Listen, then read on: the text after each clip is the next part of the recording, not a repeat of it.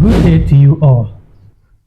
Welcome once again to Nyarko's Ministries, where we are into self-awakening and self-realization, teaching people the esoteric knowledge and showing them who they are in order to flourish in the physical life with ease. In my previous episodes, I've been journeying with you, discovering that you are the temple of God, which is God made flesh on earth. You can watch those episodes later on my platforms to grasp the teachings. In this episode, we are going to look at the deep meaning of the 12 disciples in the Bible.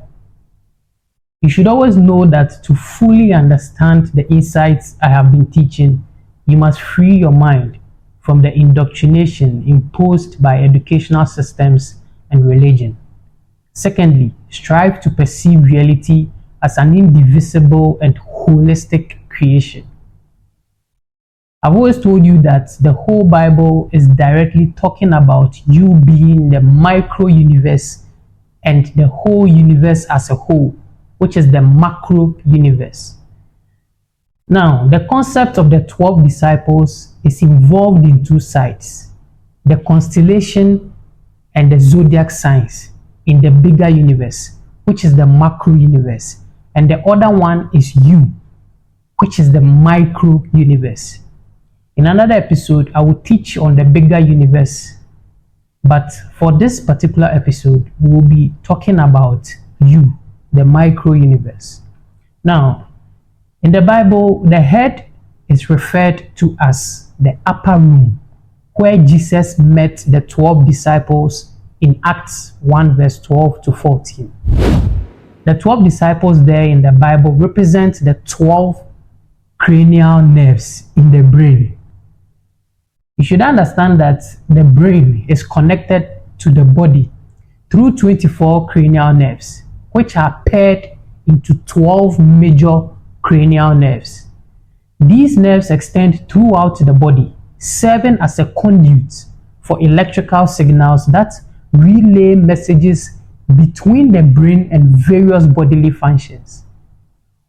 When the mind initiates a command, such as moving the legs, this mental intention is first transformed into the etheric energy, a subtle non-physical force.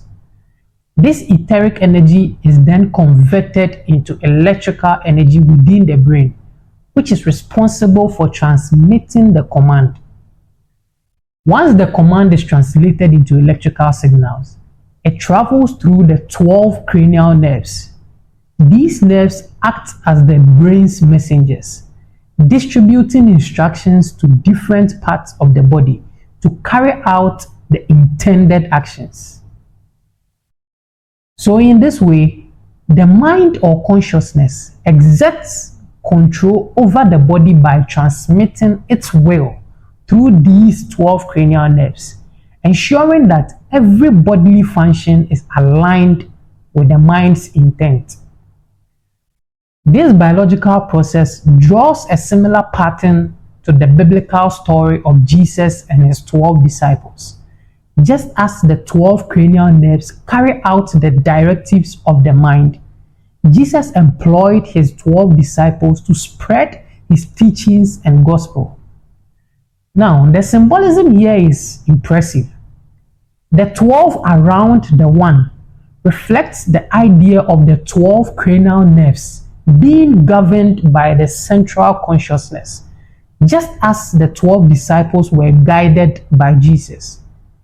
In this metaphor, Jesus represents the Son of God, same as your own consciousness, the core of our being that directs and controls the various aspects of our physical existence.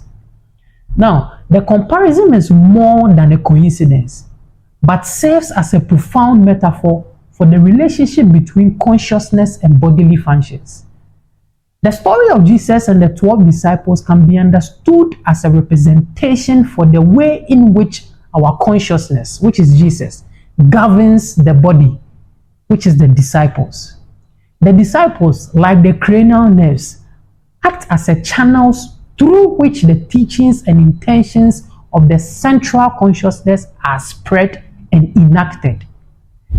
Now, in this light, Jesus, as the Son of God, symbolizes the divine consciousness within each of us, the higher self that orchestrates our actions and governs our bodily functions.